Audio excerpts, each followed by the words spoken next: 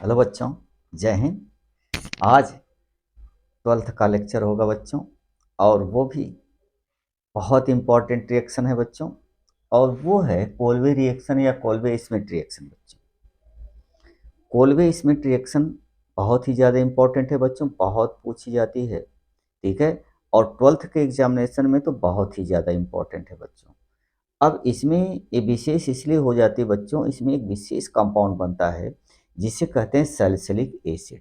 हालांकि हमने पिछले लेक्चर में बच्चों, जब हम आपका जो रिएक्शन पढ़ा रहे थे, इसके पहले वाले वीडियो में अगर आप देखिए बच्चों, तो मैंने राइमर टीमान रिएक्शन पढ़ाया था बच्चों। और जब राइमर टीमान रिएक्शन क्या थी, जब एल्कलाइन मीडियम में फिनॉल बच्चों कार्बन टेट्राक्लोराइड या क्लोरोफॉर्म से रिएक्शन करता है, तो वो या तो बेंजल सल्फेल्डिहाइड बनाएगा या सॉरी बच्चों, ये या तो सल्फ्यूरिक एसिड बनाता है या सल्फेल्डिहाइड बनाता है। जब क्लोरोफॉर्म लिए थे बच्चों तो सल्फेल्डिहाइड बनता था, और जब मैंने कार्बन टेट्राक्लोराइड लिया था तो सल्फ्यूरिक एसिड लिया।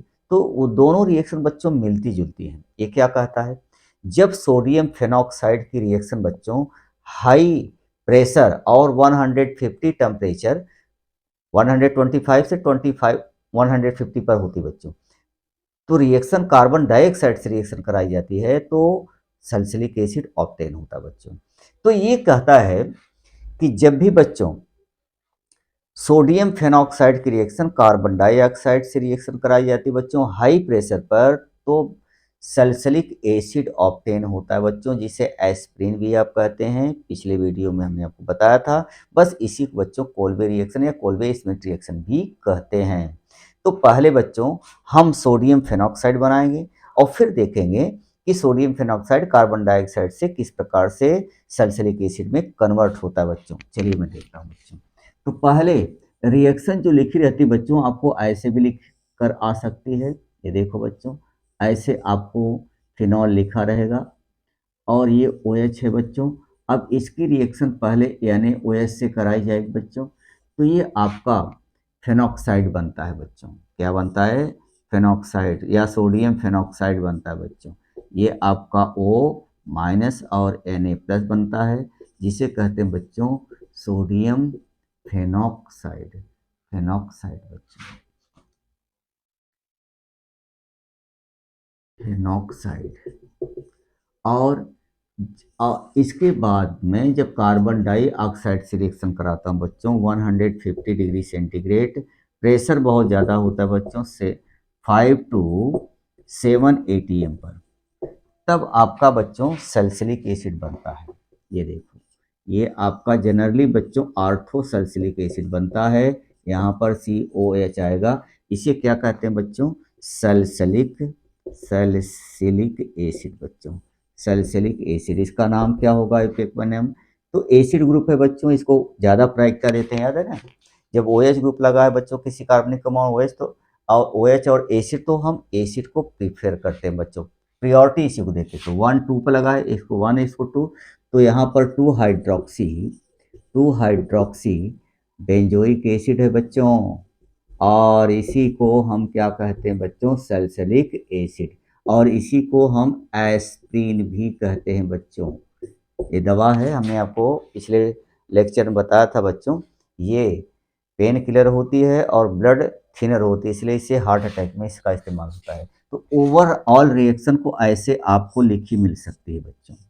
अगर आपको फिनॉल से सल्फ्यूरिक एसिड बनाना है तो ऐसे रहेगा बच्चों, ऊपर पहले लिखा रहेगा NaOH और नीचे लिखा रहेगा बच्चों कार्बन डाइऑक्साइड, ठीक है, और 150 डिग्री सेंटीग्रेड और प्रेशर बच्चों 5 to 7 atm।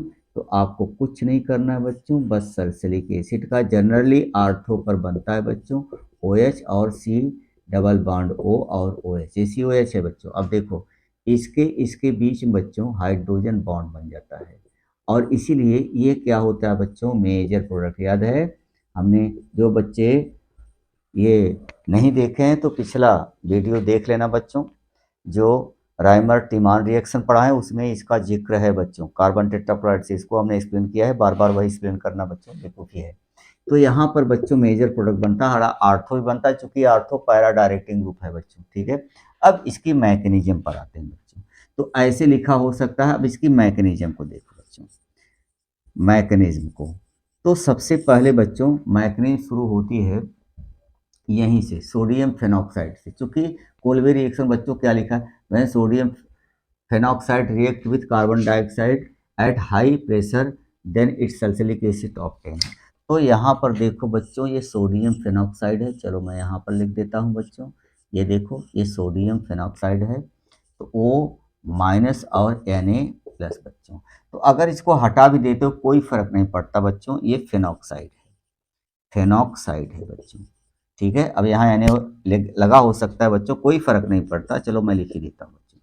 अब कार्बन डाइऑक्साइड पिक्चर में आएगी बच्चों। सभी बच्चों को पता है कि जो कार्बन डाइऑक्साइड होती है बच्चों, एसिडिक नेचर की होती है, एसिडिक नेचर की होती है बच्चों। ये कार्बन जो सेंटर एटम है, ये हाईली पॉजिटिव पर है बच्चों। क्यों? क्योंकि इसकी इलेक्ट्रोनेगेटिविटी अच्छी खासी है बच्चों, देख रहे हो ना। अभी क्या करेगा, ये इलेक्ट्रॉन को अपने तरफ खींचेगा बच्चों। मान लेते हैं ये इलेक्ट्रॉन अपने तरफ खींचा बच्चों, तो ये पॉजिटिव और ये क्या होगा, नेगेटिव। अब ये एक प्रकार का बना बच्चों। अब ये कार्बन को है इलेक्ट्रॉन की जरूरत। अब इसके पास क्या होगा बच्चों, रेजोनेंस होगा। कैसे, जरा इधर देखो बच्चों।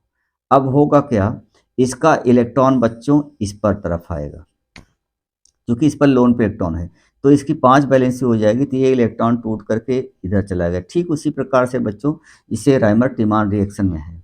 तो आपको कुछ नहीं करना है बच्चों, यहाँ पर अब आ गया है, ध्यान देखना बच्चों, यहाँ पर ये ऑक्सीजन डबली बॉन्डेड है बच्चों, इसका ख़त्म हो गया है। और ये अब सोडियम को हटा देते हैं बच्चों, कोई फर्क नहीं पड़ता। अब यहाँ पर ये बॉन्ड टूट गया है, ये है बच्चों आ गया नेगेटिव। अब इस नेगेटिव से कौन जुड़ेगा बच्चों, ये आपका कार्बन डाइऑक्साइड है। तो यहाँ से कार्बन ये जुड़ गया बच्चों, डबल बॉन्ड है और O माइनस। ये पूरा कैम्बो बच्चों ये टूट जाएगा तो सिंगल बॉन्ड हो जाएगा, प्लस ये यहीं पर नेगेटिव चार्ज आएगा बच्चों, और इस नेगेटिव चार्ज से ये यहाँ पर ये जुड़ जाएगा बच्चों, ठीक है। अब होगा क्या बच्चों, अब यहाँ पर बच्चों ध्यान से सुनिएगा, यहाँ पर बच्चों हाइड्रोजन भी तो है, यहाँ पर बच्चों हाइड्रोजन भी तो है। अभी इसकी एरोमेटिक है, एरोमेसिटी खत्म हो गई बच्चों। अब क्या होगा, यहाँ पर क्या करेगा बच्चों, ये इलेक्ट्रॉन यहाँ पर आएगा एरोमेटिक प्रॉपर्टी को मेंटेन करने के लिए, तो इसकी 5 वैलेंसी हो जाएगी, फिर ये इलेक्ट्रॉन बच्चों खींच लेगा। तो अब क्या बना, जरा चेक करो बच्चों, ध्यान से देखना बच्चों। अब यहाँ पर हो गया डबल बॉन्ड, ये बॉन्ड ऐसे इट रहा बच्चों, यहाँ पर C डबल बॉन्ड O लगा है, यहाँ पर बच्चों O माइनस है। अब ये आपका O माइनस फिर हो गया बच्चों, ठीक है। अब इसको कुछ नहीं करना है बच्चों, एरोमेटिक कंपाउंड हो गया। अब इसमें जो प्रोटॉन यहाँ पर H प्लस के रूप में बाहर निकलेगा बच्चों, कहीं नहीं जाएगा, वो यहीं पर आकर के लग जाएगा।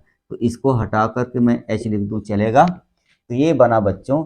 अब इसका कुछ नहीं करना है, बहुत प्रोडक्ट के पास पहुँचे हैं, इसका H प्लस या एसिडिफिकेशन करा दो बच्चों, एसिडिफिकेशन, या आप प्रोटोनेशन करा दो बच्चों, प्रोटोनेशन। अब आप किसी एसिड से या एसिड और एस से बच्चों रिएक्शन करा दो, कोई फर्क नहीं पड़ता, इसको प्रोटॉन मिल जाएगा।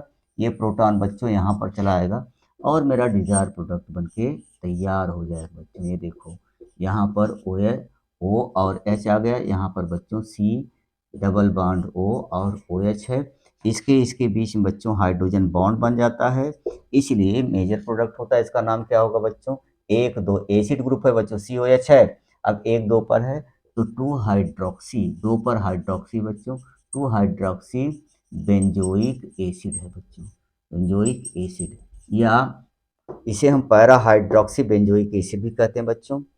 इसे हम क्या कहेंगे, पैरा हाइड्रोक्सी बेंजोइक एसिड बच्चों।